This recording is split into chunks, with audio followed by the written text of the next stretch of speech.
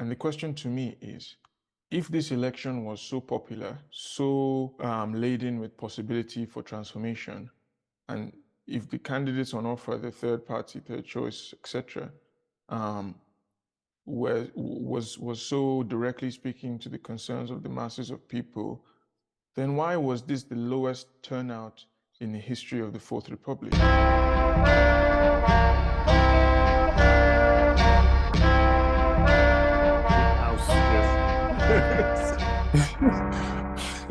Yeah. Yes, sir. Okay. Yeah.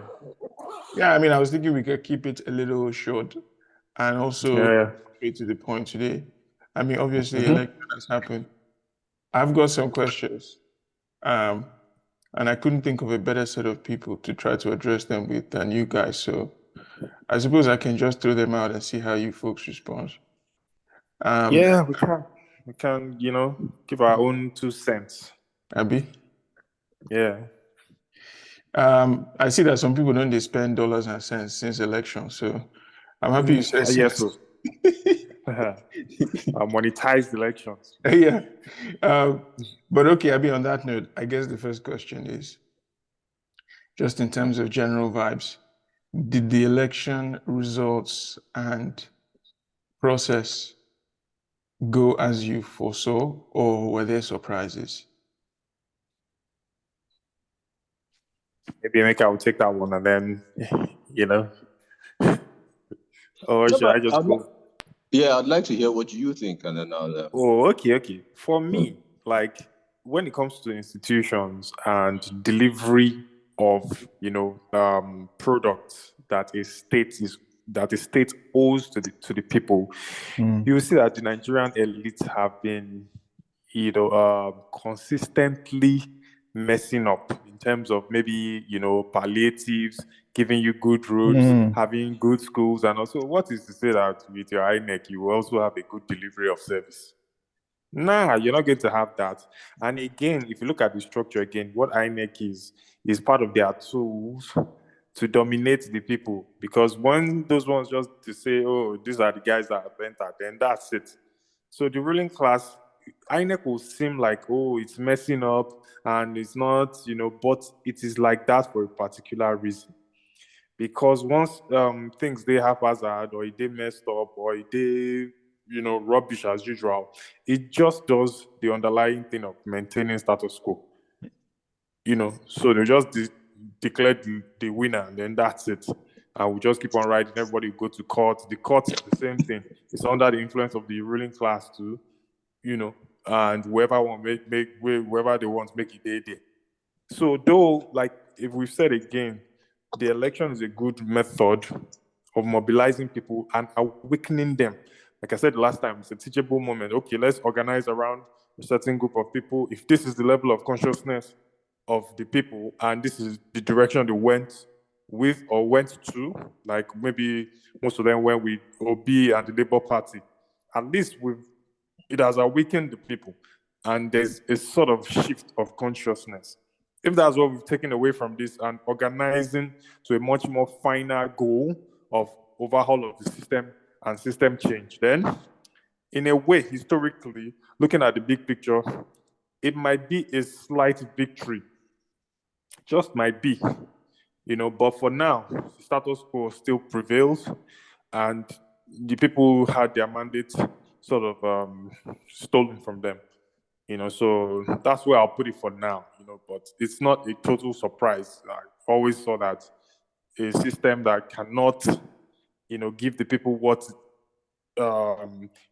is said to be the material benefits of democracy, it will also fail when it comes to preserving and keeping that democracy in its real sense. So that's it for me. I think it's slightly a bit more complex. I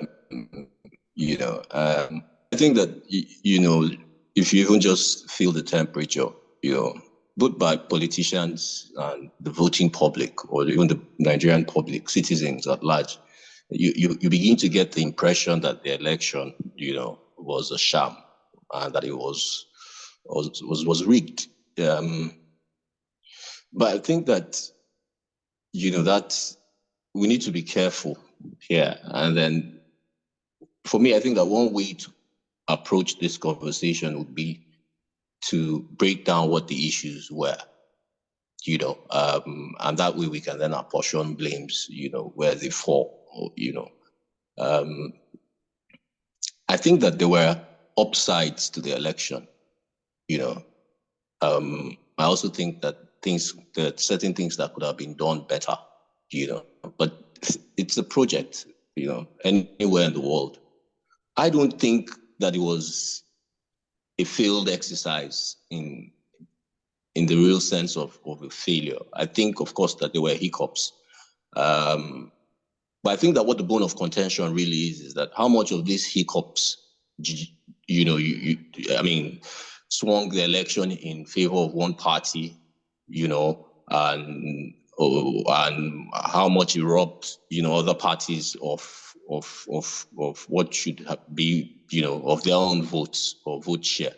So for me, the issues are timing. When did the election start? Right? When did INEC officials get to the polling booths? In some parts of the country, generally they didn't get to the election polling units early enough. But even more is that they didn't. In some parts of the country, they got there earlier. In some other parts, they got there a bit late or much later. Yeah, Emeka, okay. So check this out. You're just about to get into the next issue, which is our assessment of things more directly. But at this stage, you're still responding, I think, to just your general sense of the outcome, as in whether or not the outcome surprised you, or whether the outcome was more or less what you expected. And I think OEG sort of suggests that it's more or less what he expected, insofar as he expected the people's mandate to be stolen in some respect. But how about you? I mean, is this the outcome you envisioned, or in a sense, is this somehow surprising, or where does it sit? And I guess this is in the context of, quite interesting polling data, for instance, that was coming out before the election that seemed to point in one way, and like our own sense of how things have gone historically, etc. So before we dive into the issues properly, as you're beginning to do, I mean, we'll come right back to that question, but I was still wondering what your reaction is. I mean, are you surprised, or are you more or less, in a sense, vindicated in how these things have played out? Even at that, that's a difficult question for me, to answer. I took, the predictions of all the pollsters, with a pinch of salt. Yeah, it seemed that way. Yeah, knowing what polling is, but not to trash anybody's work, because we need more of those kinds of people doing that kind of work. Definitely. What I take from the election is this. Okay, let me just respond to what I thought might have happened, which isn't far off from what happened. I thought that there was enough, given the number of contestants, by which I mean that this was essentially a 3-4 horse race. I thought that the outcome of the elections would have led to a runoff. Okay, yeah. I didn't see a clear path for victory. For anybody, which was why, and this is reflective of the outcome, which is why this is basically the closest elections maybe ever. In terms of how close the margins were. So in that regard, I don't think that it is all too surprising. Where that leads to is the issue of transparency. So but by and large, I think that the outcome of the election it's a fair reflection of how people voted, irrespective of how high emotions are running now. Yeah. Good. Okay. Interesting. What we can what we can dig into if we look at, how INEC handled the elections in terms of logistics, both in terms of violence, in all of these conditions that probably skewed the outcome, and in that regard, I mean that are there factors from the way INEC handled the elections that made it such that, we got the results that we got, just from first time, so that's my own take, Well, I mean, we're already in that arena, so I think that's really the next issue to consider. And I mean, it seems like you and OJ have slightly different perspectives, because it sounds like OJ is saying it's an outright theft of the result or theft of the election by the ruling, presumably by the winners, right? By the ruling APC party and the now newly declared president-elect Asiwaju Bola Ahmed Tinubu. On the other hand, it sounds like Emeka is saying something more like it was a more complicated process that might have involved some incompetence, might have involved some manipulation, but ultimately made this outcome more likely. If I'm reading you guys right, I guess I'll throw the first question to OG then. In what way do you think it was manipulated? Maybe I'll put it that way. Like, what do you think was the primary method through which the thing was stolen? Yeah, like with that beavers thing, why they don't use the beaver? Like, why didn't you use a direct method of, transmitting the results to the portal? No, why didn't you do that? And then a lot of polling units came back with discrepancies, changes in what they had on the ground, and then what was later reported officially, in quotes. Like a lot of discrepancies there, a lot of places where violence there, a lot of places where we say, they didn't have proper, INEC representation on ground, yet results came out of that, those places.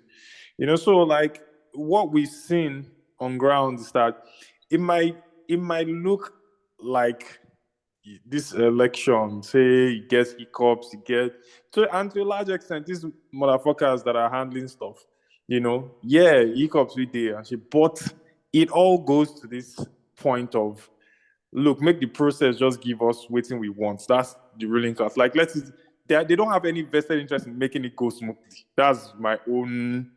Like, even if it goes smoothly, if you ask the the portal, because there were results or reports that the portal was deliberately jammed so that they won't use beavers and all. Like, but the long and short of it is that, look, when you want to disenfranchise people, there's no length to which you won't explore or go. And we've seen it. There's just that sentiment, that general sentiment that something has been taken from the people. And, not be like, say, I'll be huge or I'll be a B fan and all, but if what I was seeing on ground and the results that were coming out from places that were really surprising, that, Labour was sweeping everything, and then it can't come out, say, not be like that, or waiting they officially declare. Like, come on. So yeah, like even corruption on the part of the INEC officials that were on ground, police assisting to rig, the using of thugs in Lagos, like, so a lot of things just made the thing like a sham to me, and a lot of people will agree with that. At this point in time, this is not our first election. I'm like saying in 1999 we did. We're supposed to see progressively smooth elections, with technology and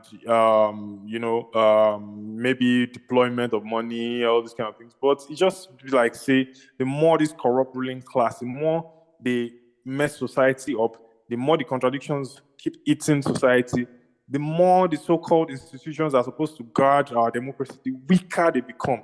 Now they flout court injunctions, all these kind of things, to that central aim of keeping their power. Because when the court comes and says, this is the guy there, and people are coming out with evidence, what change are we going to get from it? It's still going to be, the court has decided, INEC has decided. And let's even look at imperialism too. They've started congratulating the president-elect, the axis of evil, UK, this one, that one, everybody done they congratulate when evidence day. So that's, to me, that's, I'll just, No, let me just allow you to talk. One cannot go off on tangents. I can feel your passion. They pay OEG. me. They pay me. They pay me. Yeah. Yeah. But here's the thing, right? I think one thing is clear, and it's evident in the outcome, in the event. I mean, whatever anybody thinks, what the outcome even says, rigged or not rigged, is that the party that has won, the party in power, the ruling party, whatever anybody says, I mean, then wherever you fall on the divide, what's clear is that they are not a very popular party. Okay. So when you look at the vote share as announced, you see that what they managed was 37% or thereabout of total votes cast, which leaves, about 63 or so with largely the other two contestants, So even the presidential candidate for the APC knows that he's not a very popular candidate. If you even heard some of his speeches, that he's made so far. The problem with alleging that, that the votes were rigged is that you need to prove it. Yeah. And so if you go to the electoral tribunal, you're not going to ride on popular sentiments or emotions, And here's the thing with popular sentiment. It might be true that if the voter turnout had hit, say, 50%, APC would have lost out. But you see, the voter turnout was at 27%, just under 30%, which has meant that for the people who voted, this is probably how they voted. All right. The other voices in the room are people who didn't vote, but who would have voted, the other parties if they had voted. you get, Yes. So you're going to hear that part of noise in reactions to the outcome of the election. But here's the thing, and this is not based on any scientific evidence. I strongly feel that part of how, INEC has handled the elections, not just even INEC, part of how some of the parties, or parties who participated in the election went about wanting to win, in terms of voter suppression, violence. People talk about what happened in Lagos, in parts of Lagos. I don't hear much about what happened in Kano, even though right now in Kano, somebody is, going to some sitting member of the House of Representatives is already arrested, has been already arrested and all. So you see, but what we do forget is that there were over 170,000 polling units. All right. Now, in places where, people had issues with, this, either result sheets were changed, voter suppression, overvoting, elections didn't even happen, because there were places where elections didn't even hold, even when they were rescheduled in places like Calabar and Bayelsa, When you bring all of this together, what would it amount to in terms of polling units? And then what would it also amount to in terms of people who are registered to vote in those polling units and those who have even collected their PVC? Now, that's where evidence begins to get tricky, which is not to say that I am saying that it cannot be proven, that if you, and it takes a lot of work to gather this evidence, all right? If you then gather this evidence, which is not to say that PDP, for instance, could have won, you understand, or Labour could have won, But what I do think, if you ask for my opinion, is that the best that can come out of this is that whatever evidence, when it's gathered thoroughly enough, would show is that maybe the best that could have come out of this election was a runoff, and that also might translate to, could be interpreted as mandates being stolen. But I am almost certain that even though emotions are high, and of course, rightly so, because there are aspects of the election that INEC could have handled better, aspects of the election that security agents could have handled, better, in that regard. But I feel that given the outcome of the election, there isn't much. I mean, we're not just going to throw INEC under the bus, because it's a lot of work to conduct elections in Nigeria. Don't forget that there was some kind of cash crunch. There were also logistic. Yeah, and that's where maybe our last episode comes into play. Things like no fuel.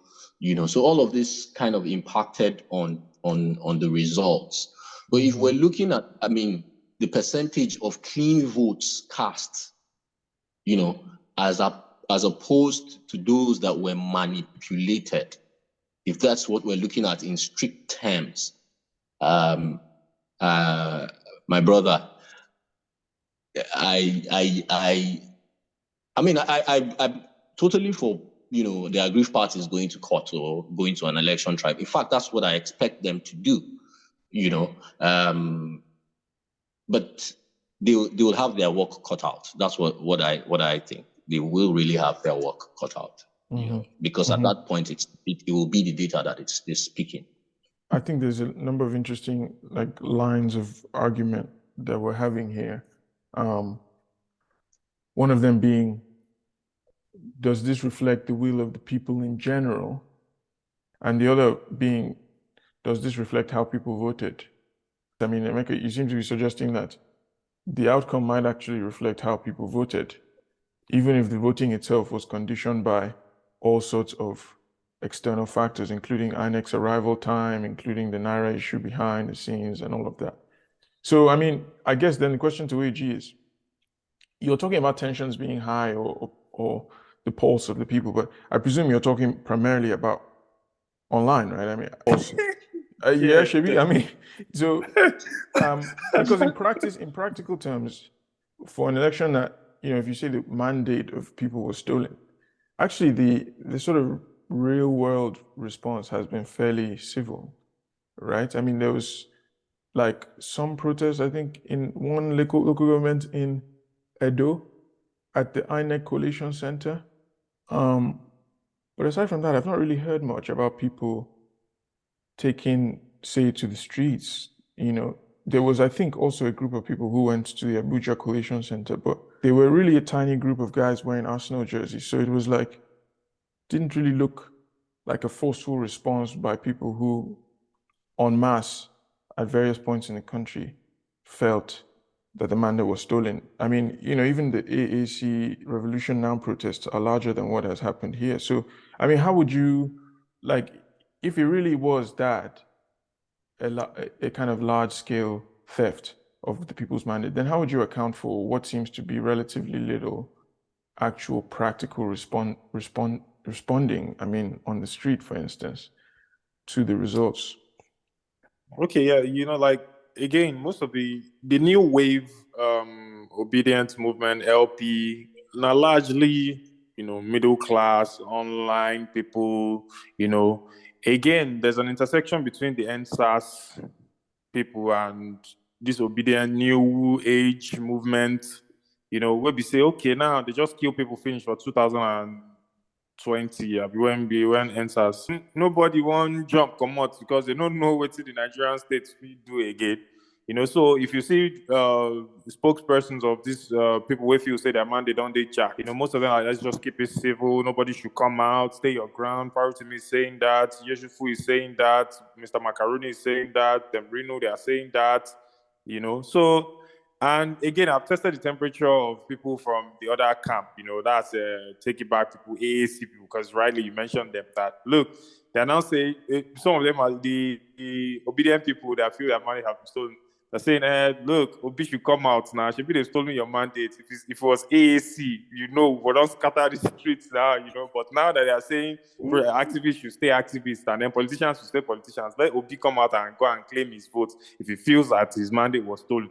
But I'm saying this in the context of the NSAS and the context of saying Nigerian government just slaughter people finish. You will see that restraint and to see again if they're going to go on this court angle or court angle. That sounded like American wrestler. If they're going to go on, that on that, is using the so-called democratic institutions like the courts and all that, say maybe it could help them get salvation and all, but I still doubt because it's like the whole world don't accept say that this guy be the president. So they are having their illusions shattered. That's it. And they know that they'll start to know that there needs to be a fundamental change. And you have to put more than, you have to work with things with the institution and outside of the institution in terms of pressure to make sure that democracy really is what we achieve. So this is a learning curve for everybody that feels that their mandate has been stolen. That look, these institutions that the elites have hijacked, we have to claim those institutions back and put pressure on them to do as they're supposed to do. I want us to come back to this conversation about next steps, what to do, what people should be doing, what the left should be doing, etc. But before then, I think it would be good to pass a little bit more the results. I think there are probably two lingering big questions for me that I wonder how you guys would respond to. I mean, the first of them is the claim that you hear some people in the APC making, not without merit, that Peter Obi was actually the best thing that ever happened for Tinubu. And I mean, the argument is that Tinubu has scored the lowest amount of votes is required for a president to win, probably ever. I mean, in the history of the Fourth Republic, if PDP of 2019 had been the force that Tinubu faced, and mind you, that was a PDP that had Atiku at the front of the ticket and Peter Obi as the VP and managed to score 11 million votes. If they had been on the ticket, then Tinubu with his 8 million votes would have come second, right? And this is not even adding in Kwankwaso, who was also a former PDP person, who took another 1.4 million votes out of the general opposition kitty. So how would you respond to that? I mean, could we read this election then ultimately as the failure of a fragmented opposition to beat a weakened ruling party? Or do you think that's an oversimplification of what happened? Okay. In your characteristic manner, that's a loaded one. I trust you. And you see, the thing about listening to these guys is that what you largely tend to do in the event that you pay them any mind is that you basically outsource your own thinking. All right. Most of these lads who've come into some sort of positions of influence, especially on social media, what's giving them that leverage is that even if they understand politics at all, it's usually from the way that it is and not the way that it can be. So this is the first time that and that's largely to Obi's credit, that we're having some sort of election that is a radical departure from the way things used to be. And so part of their own tools for analysis is largely faulty. Okay. Okay, but to push you further, leaving aside the personalities, I mean, what defines this election for, if you're looking from a distance, is the multiplication of opposition parties, right? I mean, because there's one ruling party and there are now several opposition parties. And, even if you don't buy the idea that Obi was the best thing that happened to Tinubu, which is obviously a provocative way to frame it, it's still hard to run away from the fact that the PDP splintered. And as such, the coalition of 2019 was kind of disintegrated and couldn't pull the same strength as it did in 2019. Or how would you challenge that?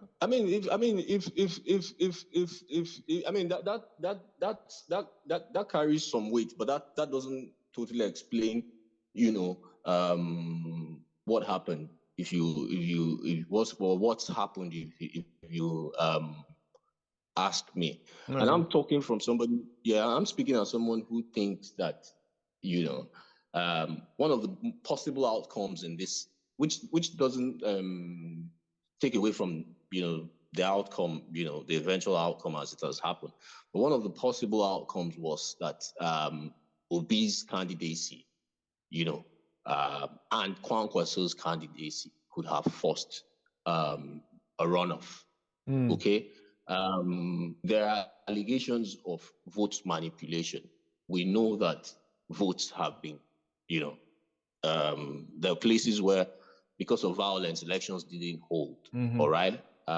To give two examples that I know of, and I'm sure that there are others, these points that I've noted are recurring themes or recurring decimals in Kano and Lagos, right? And these are APC,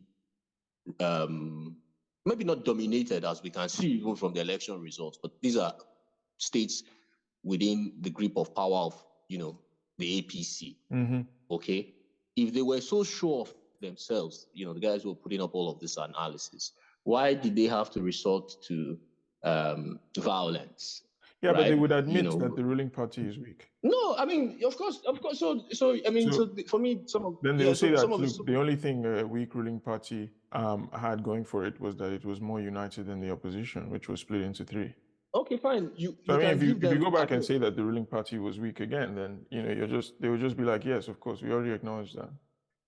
Yeah, I mean the ruling party is weak, but that's the beauty of democracy. And what I'm not going to agree to is that no, I like that Labour was in this race. I like that NNPP was in this. Yeah, I like regardless of the outcome. Do you understand? So to harp on the fact that PDP would have been stronger, for Christ's sakes, the votes also show that many people don't even want PDP, okay, as it were. Yes, but you could argue that from the outcome, less people want Labour than want PDP, since PDP came second. Yeah, I mean, you can. I mean, that's a very valid argument, and then that's fine, right? So let's deal with it as it is. That PDP broke up. I mean, that's fine. They can break up. I mean, if you want to analyze it, that way, that's your own prerogative. That's not how I'm going to look at it. I like the fact that this has happened, right? I like the fact that this is the outcome. If people who are aggrieved can go ahead and prove that we could have had a runoff, or that Obi probably could have won. Because when people allege that it is rigging, I'm not part of the people who say that rigging was only done by APC. I think that rigging was also done by PDP. Yes. So if that's what we're going to argue, we can stay here and then argue from now till tomorrow. We have one outcome, which is the outcome that INEC has declared, but there could have been other outcomes, which is why I'm really up for proof of this for those who allege. I mean, I'm not a politician, in that sense, and I'm not going to carry anybody on wahala for my own head to begin show. So you no go protest with that? No, protest meeting. It's not a protest. Protest when I never chop belly too. But you see, the thing is, of course, that my own bias is for Labour Party, because for the first time in a long time, I saw something that people said wasn't possible. So this for me is a gain for democracy. So I'm not going to start, harping or piling on people who broke out from where they weren't, welcome. If that didn't happen, we wouldn't even be having this conversation. So for me, I like the conversation that is happening now. And if people lack the tools to really interpret what happened beyond if they didn't break up, PDP would have won. No, it shouldn't always be. I've always said this. I've said this for about 8 years. It shouldn't always be APC and PDP. It shouldn't always be, right? No, that's not what we want. More people in the mix, and we want to have different other options. That's the beauty of it for people like me and you. So that if I go to the polls on March 11, I know that, okay, it's not even sure for APC. It's not sure for PDP, you know.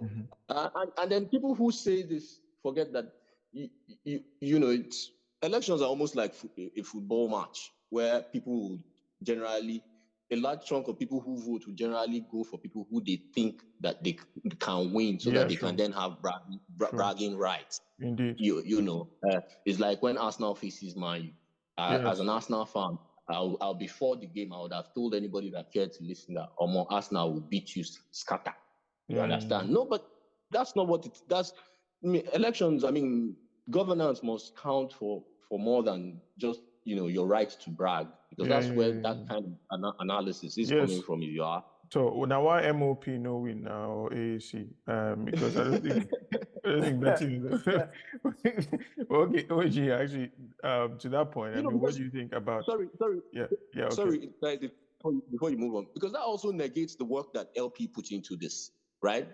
We've had what you can call 3-horse races before. Ribadu has been in the race before, managed to show up 1 point something million. Kwankwaso showed up 1 point something, but it's never happened. Atiku did 2 million. Yeah, Atiku also, yeah. So it's never happened that a third force would break in 6. I won bets. Months back when I told people that LP would do 5 million, people were arguing. Now you did buy beer. Hello? No, I go buy beer. They never agree pay me. That's why this thing where they never resolve. You take credit now. Me. Yeah. You go take credit. Anyway, catch me today. Sorry. Where I stand with this whole thing is that, you know, democracy, of course, must be broadened. And we must have alternative views or alternative ideologies represented on the ballot boxes, like I'll be on the ballot paper. So say these things don't start to the surface or they are nascent, well, it's fine. Like, it's fine. And then, you know, in fact, pushing up what's it called, like, and a fight against the order, because before now usually it's either now APC or PDP or nothing they happen.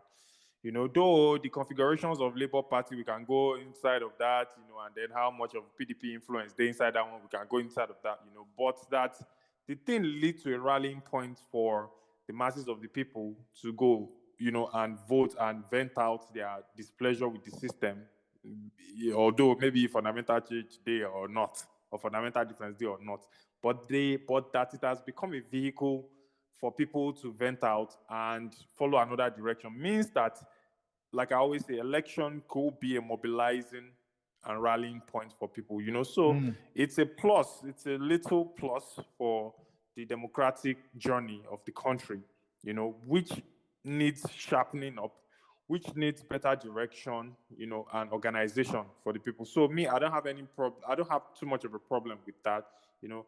I just want for us to build on this and then give the people, you know, organize with them and have like a proper direction to follow. That's all for me, you know. We get ideology behind it anyway. But you see, actually, that caveat at the end is crucial. And where you talk about, you know, this moment having some potential by virtue of it having mobilized the masses, that kind of points towards my last and I think most vexing question for me that has been thrown up by the outcome. And the question to me is, if this election was so popular, so laden with possibility for transformation, and if the candidates on offer, the third party, third choice, etc., was so directly speaking to the concerns of the masses of people, then why was this the lowest turnout in the history of the Fourth Republic? I mean, and turnouts, by the way, have been declining since probably 2011, but have never hit this all-time low of something like 27%. I think the turnout in 2019 was 32%, and that was a startlingly, you know, depressing turnout. So why did so few people actually end up voting if the election was so rich with possibility? I mean, could it actually be that a lot of people looked at the options and, you know, despite, you know, the passion in some quarters, felt that there wasn't much in it for them? or how would you guys respond to the turnout figure? Because that's the actual single largest block. It's larger than the APC block, it's larger than the PDP Labour block, it's larger than all of the blocks combined. So you could almost say that voting has become a niche sport, a kind of pastime for weirdos, right? Because the vast majority of people who have voter cards, not to talk of adults, don't seem to care much about it. So yeah, I mean, how would you respond to that? How have you made sense of that for yourself? I mean, I want to be selfish. So let me set the agenda, as they say. I'm force OAG to respond based on my own agenda. You know, you see that's the question that you asked. I mean, and I think when you posed the question, you had said it was vexing. I don't think it's vexing. It's thoughtful. It forces us to think. Maybe even provocative.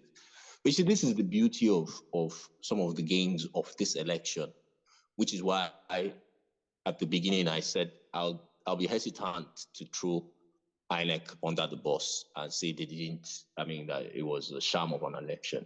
Yeah, this is where the use of beavers comes in, right? What I would say has been a sham is the elections before all of these ones, where you say that 69% of the voting, but those were all elections that were rigged massively by millions of figures. So this is the first time we're having a fair bit of idea what the voting public, the Nigerian voting public is.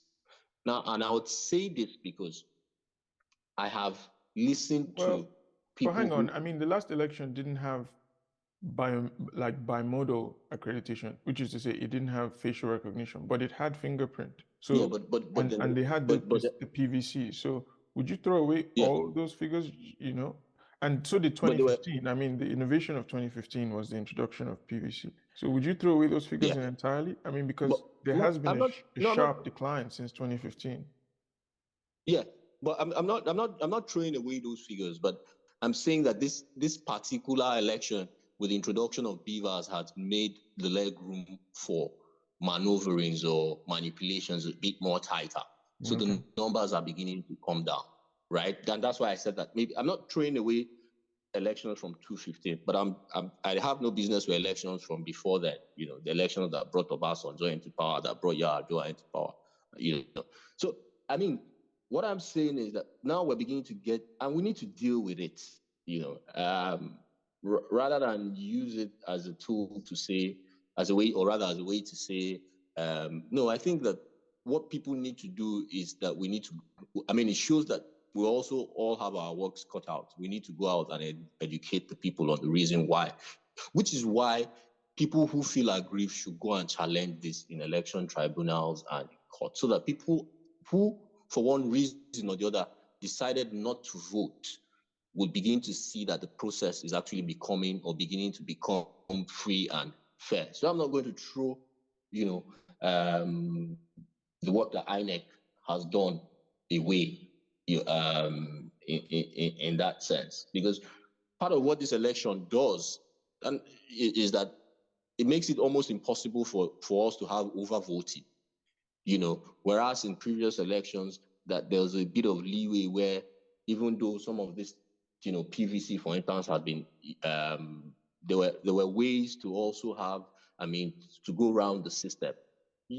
Here, I mean, as clearly a place like River State suggests, there are still ways to go around this, but it's becoming tighter and tighter, And then there were elections that were, there were results in this election that were also cancelled for all sorts of reasons. So let's just agree and come to face the facts that the voting population in Nigeria is about just 30, not 30% of the whole population, right?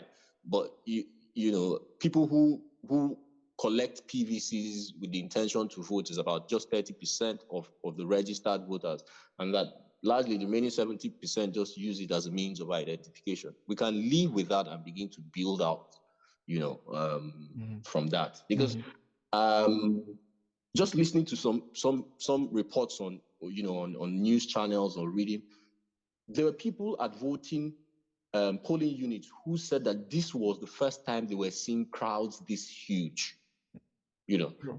And whether we like it or if you have 27 million people real, it go show, Of course. as opposed to telling us that you have 60 million people voting or 40 million people voting, where people no see, where sometimes, even within your own inner circle, a beer or they drink, or some people they play football on that day. But people actually went out to vote. So I'm taking what I've heard from the streets, what I've heard as reports from news, and what I understand about how the way BVAS works, in terms of what the technology, is designed to do. I'll leave with 27%, 27 million, which is maybe 27% or 30% of people came out to vote, in the understanding that this is poor and should be worked on. But that's where we are. Okay. Sorry. So yeah, it sounds like you're not too worried about that outcome. I mean, Oyeji, how about you? Like, do you feel any concern? Because you were talking about the masses learning, whereas if it's only quite a fraction of the adult population, not to talk of the entire population, a tiny fraction, a minority, a vast minority that participated in this process, then how do you feel about what this says about the masses in general? I feel it's an intersection between the people where no do anything and the people where do something. We want make the people where no do anything join in. Because if you do something, if you vote, if you go out there and vote, if you push and apply pressure, and the systems or institutions start to give a positive feedback, then it becomes an encouragement for the other people that think the system doesn't work, for the other people to start getting into Right. it. So what the people that voted now make out of it is largely crucial. It is crucial as to saying, okay, now is this a process that we feel will give us salvation? Is this a process that we feel we can invest our time in? So what they do, those people, that percentage that Mika is talking about, what they do at this point in time would determine if the number is going to go even lower. Okay, no, but let me ask you this. I mean, I think, this is or what higher. Emeka was saying was his agenda probably, was to explain turnout in terms of process. So Emeka thinks Yeah, of course. that, Reverse, weeding out yes, but is it stupid possible that numbers. actually it's less about process and more about options? As in, people looked at the major options that have been presented by the media and such, and they felt like there's nothing here for me. I mean, because keep in mind, Emeka is saying that based on the process, because it's cleaner now, it's possible that this is even higher than it used to be, because some people said in their polling units, wow, this is the largest crowd I've seen. But in other polling units, no one came. Like if you look at IREV, there are polling units where absolutely no one showed up. Like polling units where previously people showed up. So there is, probably in addition to the question of process, it appears that there are other factors that might have contributed to this low turnout. I mean, there's a paradoxical kind of explanation Emeka is advancing, which is that the improved process is part of why there's a lower turnout in effect, right? But are you on board with that? Is that in effect what you're saying as well? Or, I mean, are there other factors we need to think about for explaining why there seems to be a decline in interest in participating in elections? And if there is that decline, then what does that also say about the options on the table? I mean, were the masses even represented at all by the options? Like I say again, and our people now show and prove. We show and prove people. Okay. This point now, regardless of who they are, who not they now, what this process yields at this point in time will determine. Because now, okay, the numbers done there. We don't see saying that these people come out now. If this is a true representation, or not, like we will know.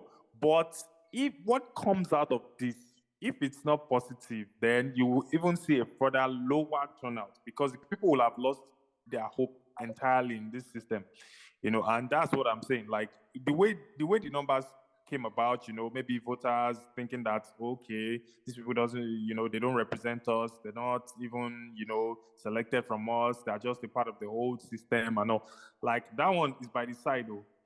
But what happens with these numbers now that these people came out and if they fight for it and it brings some sort of positive outcome, then I'm sure that you'll see a huge or even higher voter turnout because now they will have invested credibility in the system. But if nothing happens with this one now and it's just a rubber stamp of what the old system is, trust me, you're going to get an even abysmal and lower, turnout. So it's about what happens now. It's about what happens now. Right. Okay. So you still feel it's kind of very process heavy, the question of turnout. Okay. I mean, Exactly. I guess this probably brings me to the last question, and I mean, it's probably a little less of a vexing question than the previous ones, just because of the situation on the left. But what is the left's stake in all of this in Nigeria? You want vex Emeka? You want vex Emeka? Emeka don't like to hear anything left. But I guess that's what this podcast is about in theory, right? So I suppose we should pay some attention to that question. And I mean, maybe one way to approach it is to talk about how the losers, so to speak, the opposition is supposed to respond to this outcome. And as you were saying, OEG, there are people who have been calling for protests, other people who have been saying, no, let's wait for the court process. Where do you think the left should come in? Should the left intervene in some respect, encourage people in either of these directions? Should the left really try to defend the mandate of the second person who won, I mean, the second place party, which is PDP? Or what I guess, where do you see the left coming in at such a moment of such division? And I mean, and so let me quickly add that the question is not about what should the left as it currently stands do. I think the question is about in the ideal scenario where you had a little more organization that wasn't strong enough to win an election, but could actually intervene meaningfully in a situation like this. What would you expect of a left of that sort? Again, in this Nigeria where we did like the orientation of the left towards this thing, like are we going to say the AAC is the face of the left in this political party? I mean this political process. And if they are like, okay, they've been saying let's look at the system, let's look at what was happening, there was rigging, let's come out and protest, all this evidence is where they, fine. But since we know to get left, this like, man, I just feel na education, really. I feel it's education now that the left can do because a process that's supposed to be seamless, that's supposed to have very little human interference in terms of transmission of results and all that. We're going to mad with different fingerprints like this. It's even worth something, in terms of challenging the results. But since we don't have a united front, we just do like rudderless ship or rudderless plane, whatever. We don't get real bearing on the process. And that's what happens when you fall back, behind. Though I get biased for AAC, I would have loved if at least they claimed some seats and all, so we go see what they fit do, so which leaves us with what work are we going to do? How are we going to take this election and all that happened to use it as, once again, a teaching point for people and to let them know that, look, institutions are only as strong as our organization, and the kind of pressure we put to correct or correct wrongs or correct, anomalies within inside our systems is actually the true form of representation of democracy that we have. The response of institutions to the will of the people. So I think if we're able to pressurize and maybe organize with people that feel like their mandates have been stolen, if there's evidence, and if if it's been proven like that, and we're able to get some like redress and get some people reinstated as maybe winners, or maybe have elections conducted again, then fine. It will be that, okay, the people can be organized around certain goals, and, for us to get our... So should we prioritize? Should left in that attempt to rally around the people who feel their mandates have been stolen? Should we prioritize the articulated, the obedience, or the kwankwasia, or is it just any of the above, or all of the above? The intervention of the left now will have to be examined, because honestly, I'm just at that point where, because if we go say we're going to help all these people enter this, they should not be saying we don't go. So we have to look at how we want to intervene, in this issue, and how best to make sure that the people understand that there are fundamental changes that need to be, examined, especially with this governorship election or gubernatorial election coming up. Like I said, they will talk at religious and tribal sentiments. And if you check on Twitter now, my God, it's so toxic. It's so, like, people tribal nonsense, they go on, religious nonsense, they go on, because some people want to make Sanwo-Olu the APC control and all. But if we look at property relations, if we look at the class that's in power, if we look at what this man is saying when it comes to who society is supposed to help, how are we going to, share the wealth of society, what's the plan for the masses and, common men. If we can't listen to both of them, we go feel isolate who they really talk sense. It's not about if Gbadebo Rose vive on a person will come back as slave returnee, or Sanwo-Olu from Ogun State, or in the go deeper life, or all those bullshit no go concern us. It's who is speaking to the aspirations of the people that ain't go concern us. But at the end of the day, the left that is supposed to be that educating factor, self no get organized, like, just I don't know. They that question yourself, but I don't reach where Emeka did now, honestly. Emeka, your thoughts? Okay, so quickly, I mean, here's what I think. I think that, I mean, I don't need to rehash where the left, stood going into this election, which is that they were divided. Okay, but I think that the beauty of this election is that leftist obedience, leftist conquest. Yeah, so I think that there's a part of the left which decided to go in with the Labour Party, and the beauty of it is that it's largely the part of the left that is even bureaucratic. So speaking now of the NLC and the TUC, all right. I think that this is a defining moment, especially since leadership has changed hands within, this is their time to stand behind the mass of people who want some sort of redress and put pressure, So essentially they're aligned with Labour, right? As I would expect, Labour is going to challenge some of these results, okay?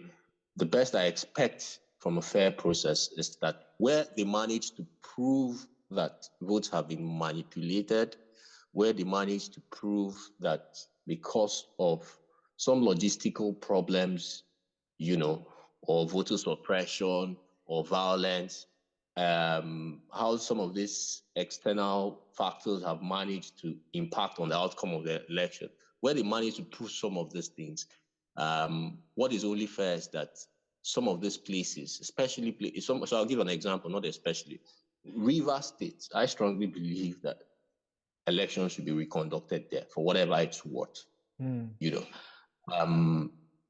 So part of what I expect that the left should do in this is to pile pressure so that at least for people who are seeking redress, that the process is seen to be fair. I mean, because INEC has to do some redeeming.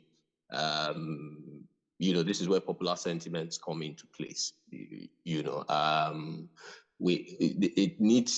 left needs to stand behind the party that it is aligned with and see to it that it's not just everybody will benefit of this, both the PDP, even the APC, so that the APC can at least convincingly show us that they got 44% of the votes cast in Rivers State. for example. So I think, that's what the job of the left is to do here. Okay. When it gets to the tribunal or to the law courts, because I don't have any faith in the law, in the courts in this country. I mean, not when it comes to election matters, at the very least. So I mean, it's their job to now pile on the pressure so that we are sure that that exercise in itself won't be a futile one. I think that's where what I think that the left can do, to salvage anything here. Then it seems like you and OAG are in fairly similar positions at the end. And if I can be polemicist, I would say that you guys are both ultimately advocating that the left attempts to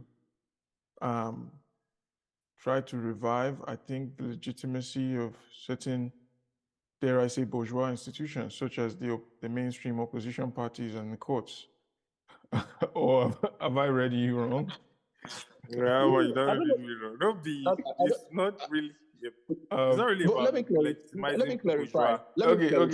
There's no time for real clarification. So let me throw in this final thing. When you say pile-on pressure, right? When you say pile-on pressure, are you saying on the street, or are you saying by retweeting important tweets, creating more interesting hashtags, or writing petitions, or like what kind of pressure really do you think that it would have ultimately been in a hypothetical situation with the organized left important to pile on?